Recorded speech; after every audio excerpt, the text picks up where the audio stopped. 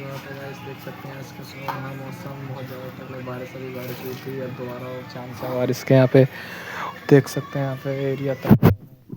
बारिश हो रही है यहाँ पे और बादल भी बिजली भी कड़क रही है यहाँ पे देख सकते हैं यहाँ पे भी दिखा रहा हूँ मैं आपको देखते हैं वो सामने जो खड़े हैं मेरे जो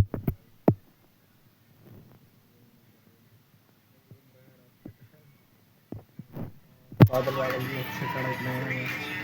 बारिश का पूरा मौसम सुहाना है बहुत ज़्यादा मज़ा आ रहा है ठंडी ठंडी फील आई है गाइस देख सकते हैं ये हमारे जीजू हैं इधर पानी पी रहे हैं ये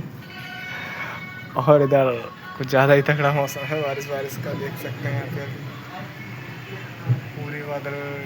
कड़क रहे हैं बिजली बिजली और गाइस मज़ा आ रहा है ठंडी ठंडा फील हो रहा है गाइस और गाइस